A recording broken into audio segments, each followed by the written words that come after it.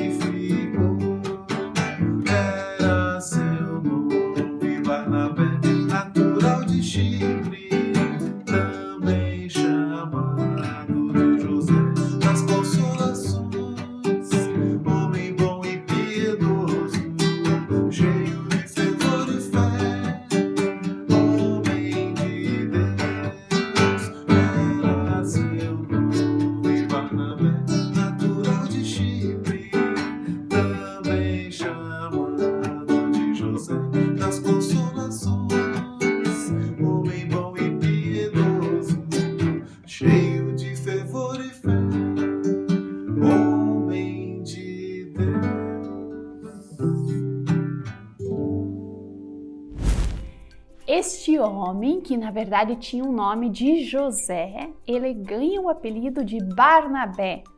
Barnabé quer dizer consolador ou encorajador. E esse Barnabé, ele tinha um campo bem grande, ele vendeu esse campo e ele doou o dinheiro para que os discípulos ajudassem os pobres, as viúvas. Então nós somos apresentados a um homem generoso. E o que é uma pessoa generosa? É aquela pessoa que gosta de dar, aquela pessoa que divide o que ela tem, é uma pessoa que não gasta o dinheiro só consigo, fala assim, não, como que eu posso ajudar uma outra pessoa? Como que eu posso dividir essas tantas coisas que nós temos? E você? Você é generoso? Você é generosa? Perceba se aquilo que você tem, você gosta de dividir, porque não é natural a gente querer dividir, querer dar as coisas. Isso é uma coisa que Deus pode nos ensinar. Então, uma boa pergunta para você fazer é: será que eu tenho mais coisas do que eu preciso? Olha aí nos seus brinquedos, nas suas roupas e perceba se tem alguma coisa que você pode dividir com alguém. Mas voltando ao nosso Barnabé, vamos ver o que aconteceu quando ele chegou lá na cidade de Antioquia?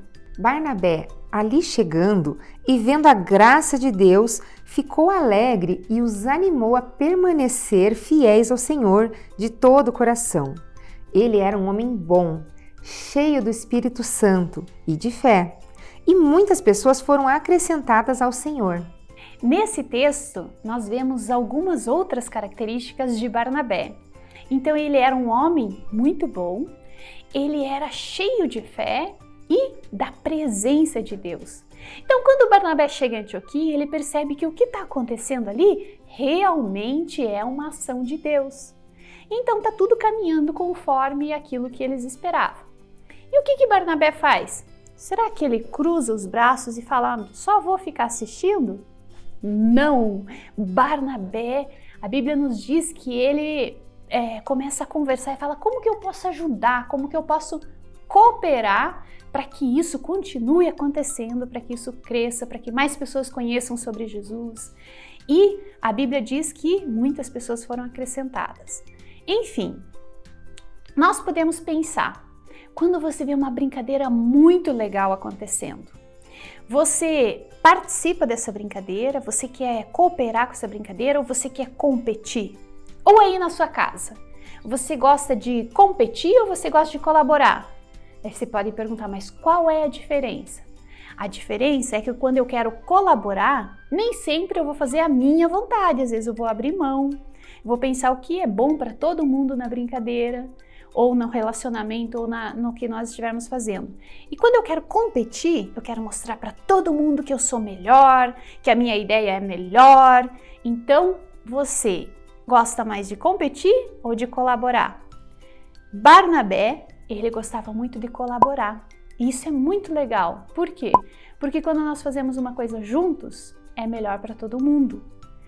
E um dia, depois de muito tempo que Barnabé ficou ali em Antioquia, ele teve vontade de fazer uma viagem. Para onde? Então Barnabé foi a Tarso procurar Paulo e, quando o encontrou, levou-o para Antioquia.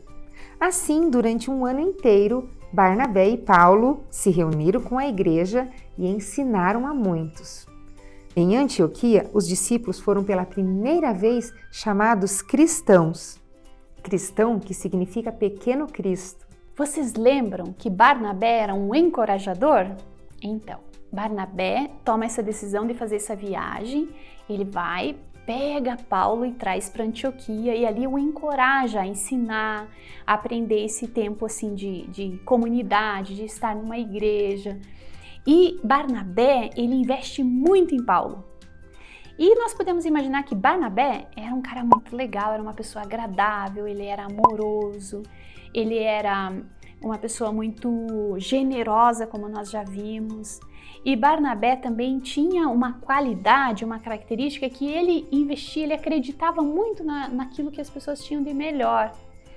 E nós podemos pensar que Barnabé, ele investia em pessoas para que elas florescessem como aquela árvore bonita que nós vimos lá no início do culto. E hoje, as pessoas ainda têm muitos Barnabés ou pessoas que investem na sua vida, que ensinam, que ajudam, que encorajam e que discipulam. Mas o que é discipulado?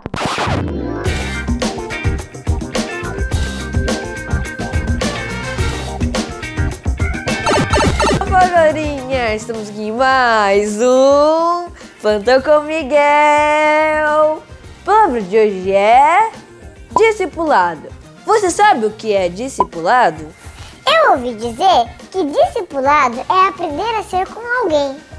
É isso aí! A palavra discipulado é usada para dizer quando uma pessoa quer aprender sobre Jesus com a outra. Discipulado me faz lembrar outra palavra. Discípulos. Isso mesmo! Os primeiros discípulos foram os 12 escolhidos por Jesus e eles ensinaram a todos. E é assim que a palavra chegou até nós. Foi bom aprender com você. Tchau!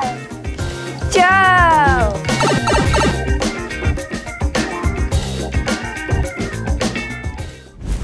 Então nós podemos pensar que Barnabé foi discipulador do Paulo, ou seja, Paulo foi discipulado por Barnabé.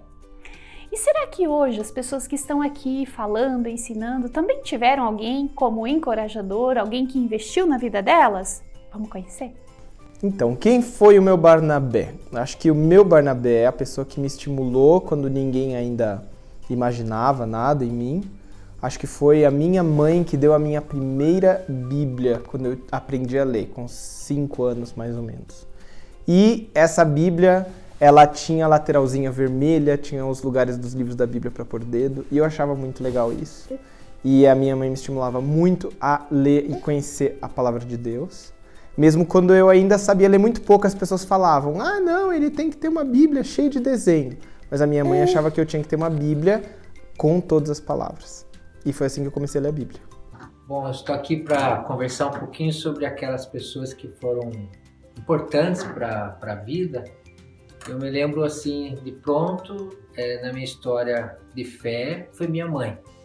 Porque ela que persistiu para que eu pudesse entender a Bíblia, ela insistia que eu fosse à igreja em momentos que eu talvez estava meio desmotivado. E ela me ensinou a orar também. Eu lembro desse episódio muito claramente da minha mente, quando eu tinha acho que 5, 6 anos, que ela me ensinou a oração do Pai Nosso, mas não repetia assim sem pensar. Eu falava cada frase do Pai Nosso e ela conversava comigo sobre o que eu pensava daquilo. Por exemplo, Pai Nosso que está no céu. Quem que é o Pai que no céu? Então ela ia mastigando essa oração de Jesus e isso foi importante para mim. Oi, pessoal! Então, eu estou aqui para falar para vocês a respeito de uma pessoa que foi muito importante na minha vida. A minha avó Alice. Ela já morreu, é claro, eu já sou avô. Mas é o seguinte, quando eu era pequeno, ela me ensinou muitas coisas a respeito da Bíblia, né? Músicas, aqueles cânticos, né? Que falavam de Deus, de Jesus. Isso ela fez muito comigo, né? Fez eu algumas vezes decorar alguns textos da Bíblia, alguns trechos, mas o mais legal de tudo é que ela era uma pessoa muito alegre, pessoa feliz. E eu interpretava tudo aquilo que ela falava através da vida dela. Se aquilo era importante para ela, a fazia feliz, também podia ser feliz. Eu podia me tornar uma pessoa feliz através daquilo que ela estava falando, que é a Bíblia, que é Jesus. Como é importante a gente ter alguém que cuide da gente, que nos ensine e que tenha uma vida bonita para desafiar a nossa vida, né? Então, a minha avó Alice, sabe o que ela era? Era neta de índios, sabia? Bom, eu na verdade tive várias pessoas que me incentivaram, me encorajaram na caminhada cristã. Começando lá quando eu era criança pela minha avó, Dona Alvina, era ela que me levava na igreja aos domingos e ela que me dava aquele exemplo de oração. Ela tinha um horário todos os dias que ela sentava para fazer as orações. Depois, quando eu cheguei aqui na Igreja do Prado, eu fui praticamente abraçada por muitas pessoas que se dispuseram a me ensinar, a me ajudar. Tinha um grupo de estudos no domingo de manhã, que a gente estudava a Bíblia. Eu fiz um discipulado com a Marilene durante um bom tempo. Eu ia uma vez por semana lá na casa dela, a gente estudou a Bíblia, ela me ensinou muito sobre Jesus.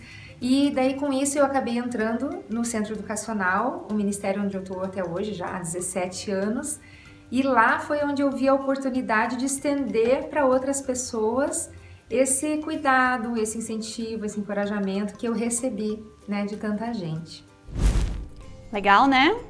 Nós temos muitas pessoas que investem na gente. Eu tive uma pessoa que falou de Jesus para mim. Como a minha família não era cristã, ela me ensinou muitas coisas sobre a Bíblia. Então eu podia segurar e aprender e caminhar com ela.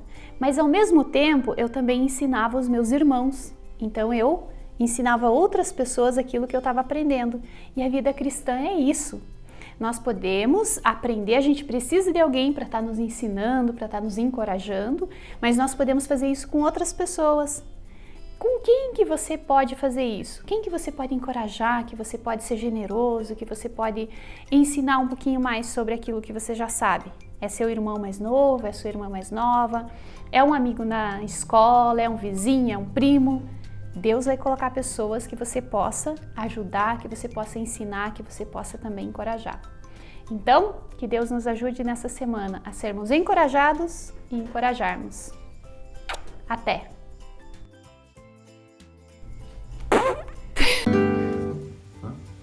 De novo?